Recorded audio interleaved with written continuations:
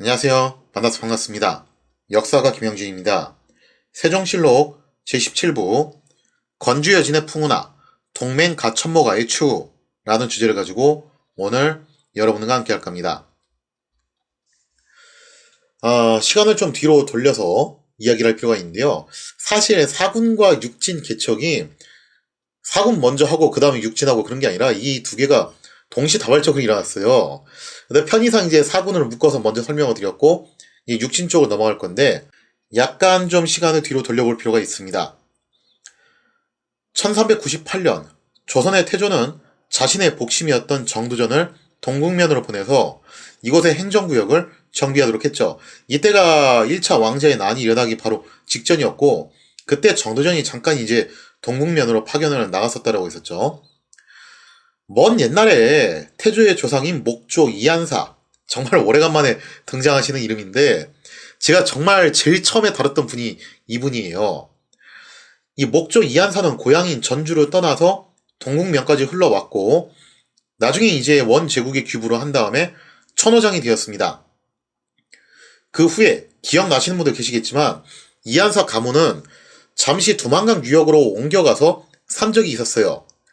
그래서 그의 아들이었던 익조 이행리 때까지 두만강 유역에 살고 있다가 알동 부군이었죠.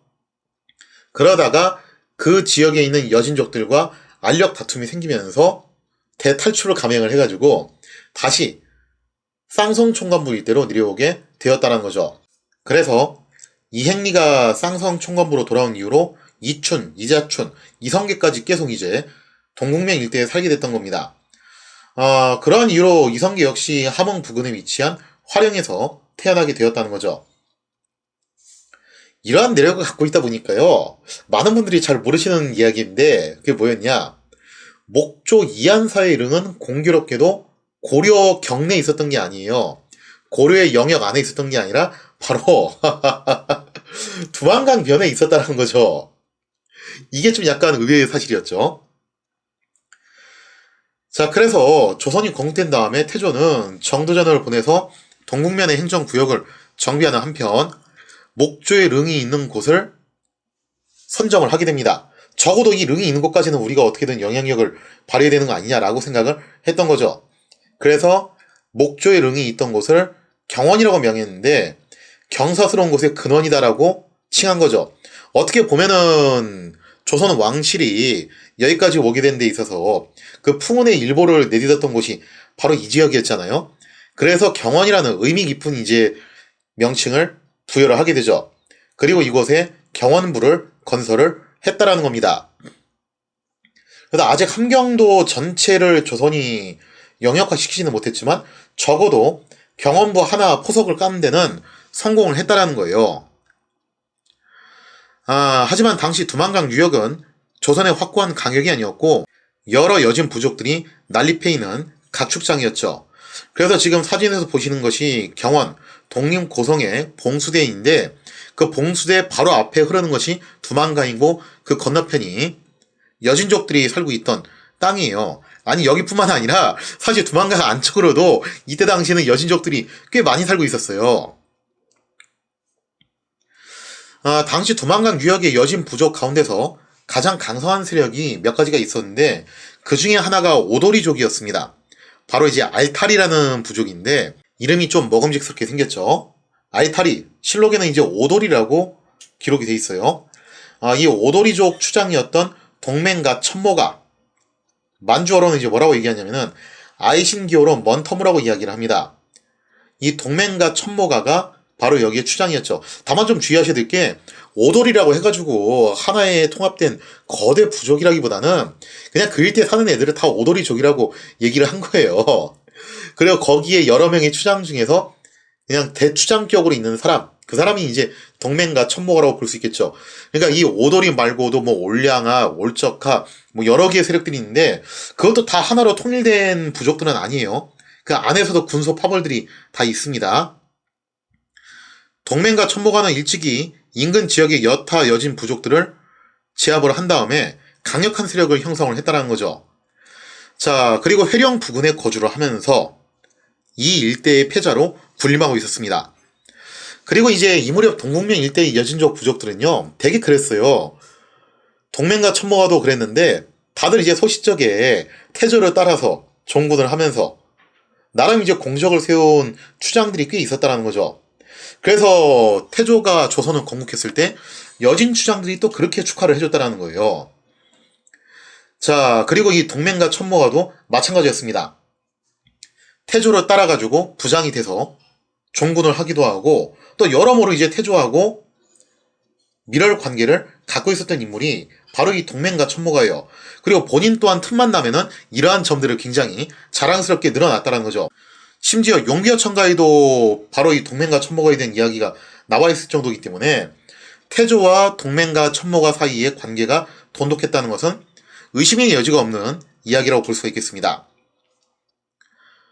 실제로 태조는 동맹과 천모가를 경성 등처 만호 직사에다가 임명하는 한편 여러 혜택들을 베풀어주면서 밀어주고 땡겨주고 끌어주고 했다라는 거죠. 하지만 조선과 이 오도리 부족의 우호 관계는요, 어디까지나 태조와 동맹과 천모가의 개인적인 친분에 기댄 성향이 컸다라는 거예요. 그러니까 이 동아저씨는 항상 그렇게 말하고 다닌 거죠. 내가 너그 조선 구강하고 같이 밥도 먹고 사우나도 가고 할 거 다 있어 그랬다라는 거죠.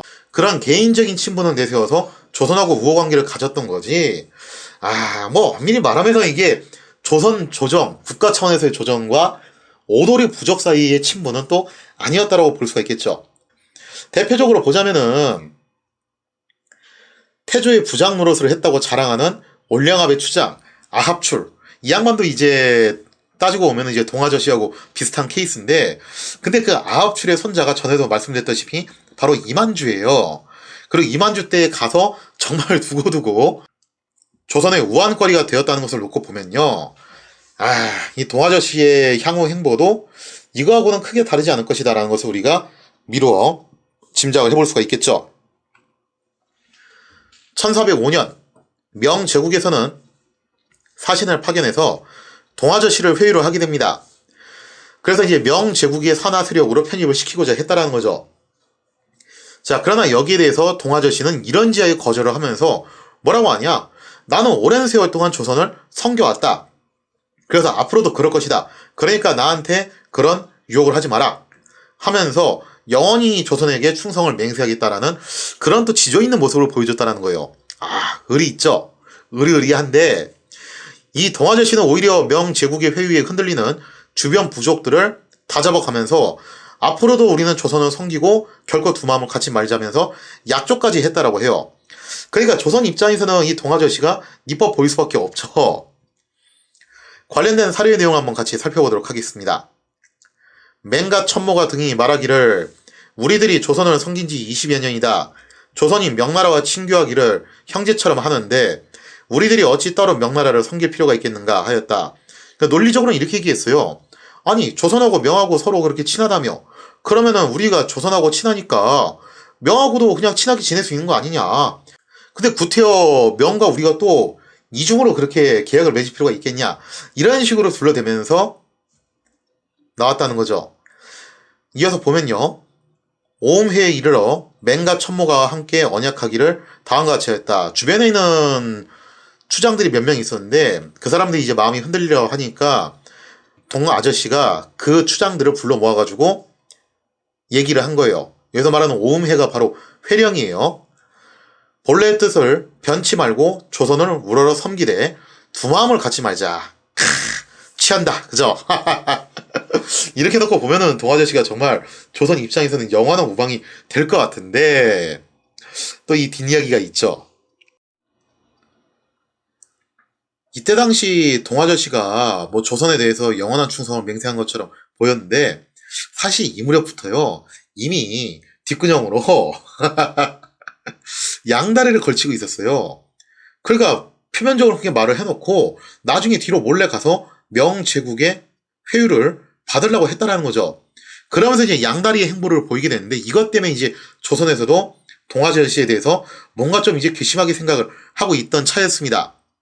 그러다가 1408년 태조가 세상을 뜨면서 동아저씨는 드디어 본색을 드러내기 시작했다는 거죠. 사실 그렇잖아요. 동아저씨가 그동안 조선한테 고분고분했던 것은 그건 태조하고의 관계 때문에 그랬던 거지. 그 태조가 세상을 떴기 때문에 이제 더 이상 동아저씨 입장에서는 조선 눈치를 볼 이유가 없다라는 거예요. 그러니까 동아저씨는 쉽게 말해서 이성계하고 친구인 거지 그 아들인 이방원하고 친구는 아니라는 거죠. 자, 그렇게 해서 이제 동아저씨는 이렇게 계산기를 두들긴 겁니다. 가만 보니까 태조가 세상을 뜬 다음부터 더 이상 옛날만큼 조선으로부터 떡고물을 받기는 힘들 것 같다. 이렇게 된 바에는 차라리 어떻게 하자. 우리가 조선을 쳐가지고 한탕 그냥 해먹자. 그리고 명제국에 비의를 하면은 조선이 어떻게 감히 우리를 건드리겠냐. 그런 굉장히 이제 죄질이 흉악한 생각을 했다라는 거죠. 자, 그렇게 해서 1409년 무렵에 급기야 동아저씨가 경원부 일대를 습격하는 사건이 발생을 했고 이것은 조선 조정에 굉장히 큰 충격을 안겨다 주게 되었습니다. 자, 당시 태종은 경원부에 대해서 뭐라고 이제 판단을 내리냐면은 엄밀하게 말하면 아직 함경북도 일대가 조선의 영역이 아닌데 여긴 다 여진족 천지거든요. 근데 경원부만 그렇게 허음지 깊숙한 곳에 쑥 들어가 있는 거예요.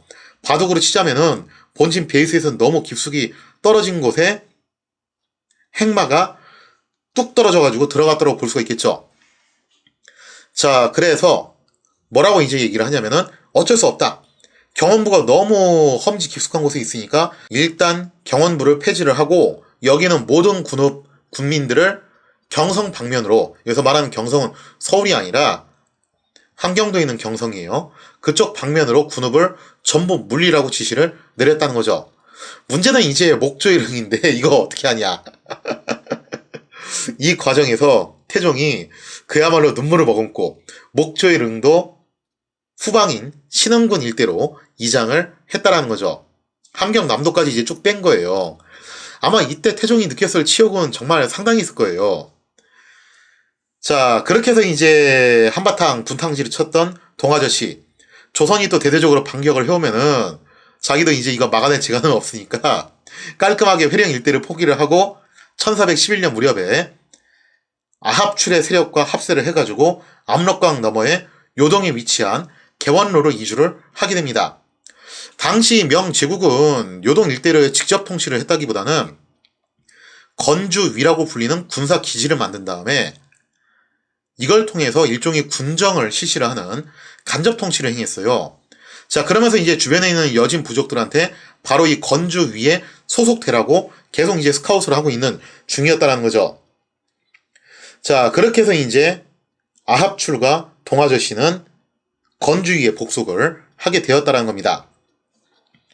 이상의 내용을 사례를 통해서 살펴보면 이렇습니다. 동맹과 첨모가가 북변에 입구하였다.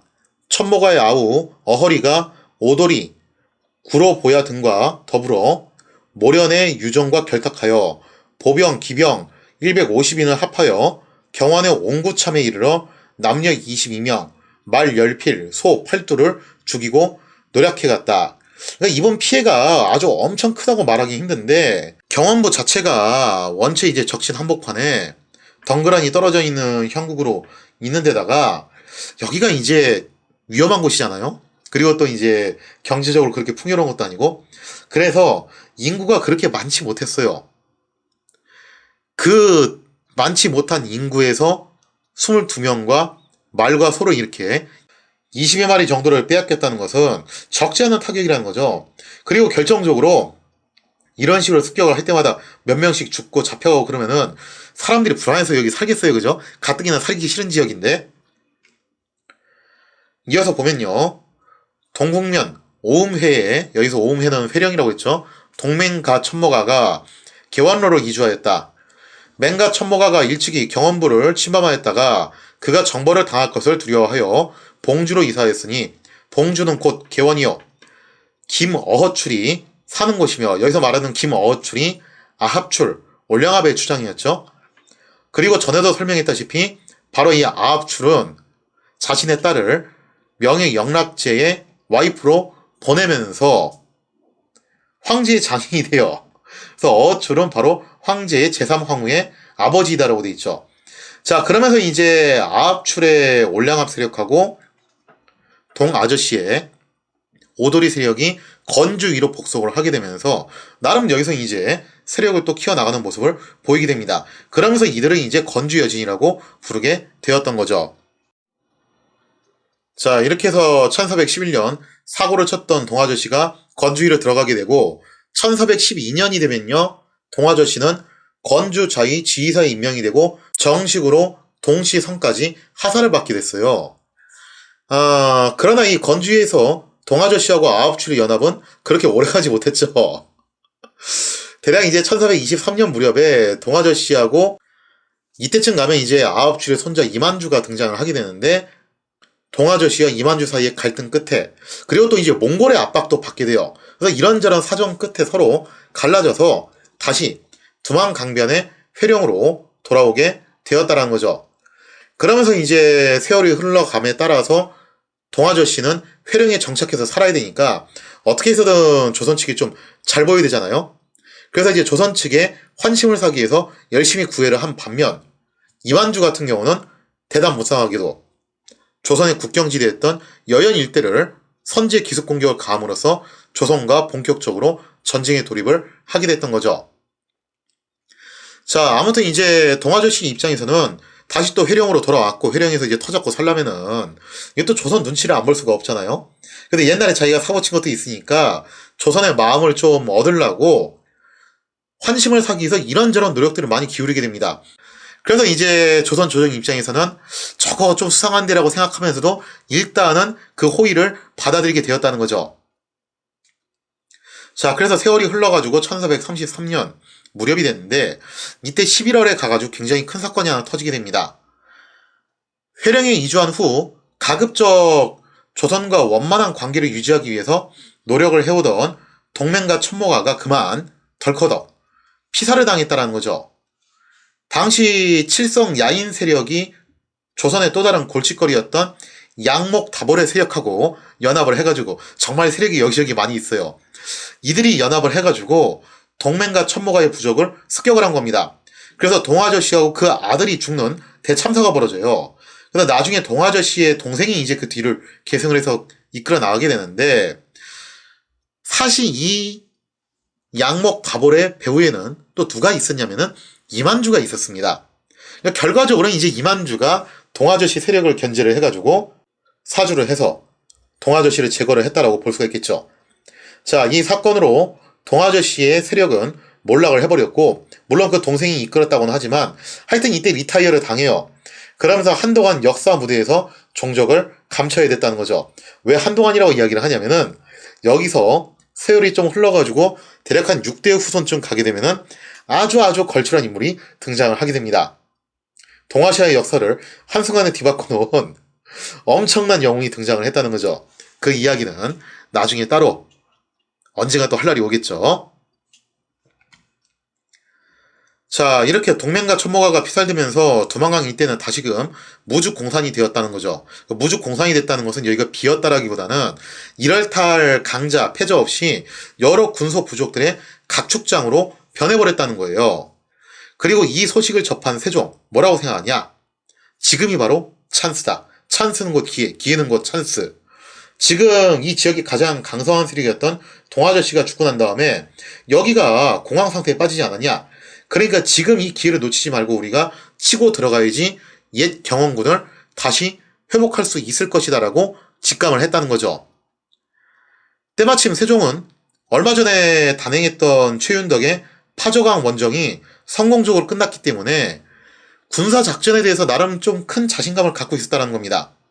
그러면서 이제 신하들을 소집해서 전쟁의 명분을 설파를 하는데 그 명분의 내용이 무엇이었냐? 사료를 통해서 살펴볼게요. 자, 세종이 신하들한테 이렇게 얘기를 해요.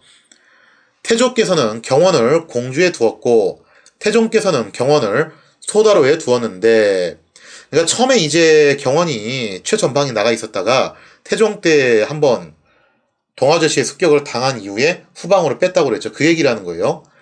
그 뒤에 한흥부가 전사하고 곽승우가 화살에 맞아 패전하였건만 태종이 오히려 차마 버리지 못하여 북어참의 목책을 설치하고 군사를 주둔시켜 지키게 하셨다. 이것은 조정이 알목하로서 우리의 땅을 삼으려는 마음인 것이다. 일찍이 이것을 마음속에서 잊은 일이 없었다. 내가 옮겨서 배치하려고 하는 것은 큰 일을 좋아하거나 공을 세우기를 즐겨하기 때문은 아니다. 그러니까 세종이 뭐라고 얘기하냐면은 애초에 경원부는 압록강 변에 있었던 곳이고 태조 때 만들었다가 사세가 좀 별로 좋지 않아서 태종 때 후방으로 뺀 거였다. 근데 그건 어디까지나 사세가 급해서 그랬던 거지 태종께서도 포기하려고 그랬던 건 아니었다. 그렇게 이제 얘기를 하는 거죠. 이어서 보면요. 만약 조정이 번리를 설치하였다면 자손된 자가 쫓아서 이것을 보충해야 한다는 것뿐이다. 그러니까 자식된 도리로서 어떻게 아버지의 의지를 이어가지 않을 수가 있겠냐 이거죠. 비로소 두 진을 설치하여 옛 지경을 개척하는 것은 조정이 이미 이루어 놓은 법이다. 그것이 어찌 나의 공이 될 수 있겠는가? 내 생각으로는 동맹과 천모가의 부자가 일시에 사망한 것은 마치 하늘이 멸망시킨 것 같다. 이제 그 시기가 이와 같으니 그것을 잃어버릴 수가 있겠는가?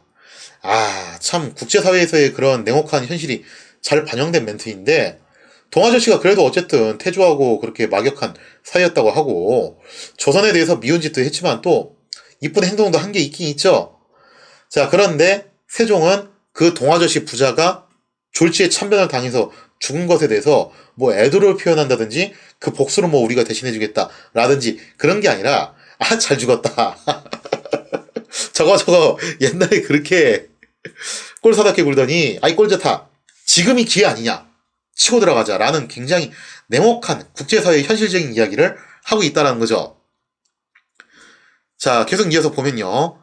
더군다나 두만강이 우리의 국경을 빙 둘러싸서 흐르니 하늘이 만든 험고로서 옛 사람이 큰 강으로 못을 삼는다고 한 뜻과 매우 합치한다. 나의 결의는 이미 섰으니 경 등은 충분히 의논하여 개주하라. 그러면서 이제 두만강을 국경선을 삼자라는 이야기를 여기서 세종이 하게 되죠. 자, 그래서 결론적으로 이제 이야기를 정리를 하자면은 세종은 신하들한테 본래 경원은 목조의 릉이 있던 것으로 태조 때부터 우리 강역이었으나 사세가 급해서 태종 때 잠시 후퇴한 것이다. 그러니까 그 아들인 내가 아버지의 의지를 이어받아서 회복을 해야 되지 않겠냐. 그런데 타이밍이 좋게 지금 동아저씨 부자가 피살됐으니까 지금이 바로 경원을 회복할 절호의 찬스다라고 주장을 했다라는 거죠. 세종은 이것을 기회로 삼아 동북면 일대의 영토를 확장해서 아예 두만강변을 새로운 국경으로 삼아야 한다는 야망을 드러냈다라는 거죠. 자, 그러면서 바야흐로 조선의 육진 개척이 시작이 되는데 그럼 이러한 대업을 완수할 사람이 누구냐? 당시 사군과 육친이 거의 동시다발적으로 일어나고 있었기 때문에 최윤덕, 이순몽 이 투탑은 사군 방면으로 이제 배치가 돼 있었죠. 그 말고도 뭐 이각, 이천 나름 이제 유능한 장수들이 주로 이제 서북면 전선에 배치가 돼 있었어요. 그러면 이 동북면 전선으로 누가 가야 되는 것이냐?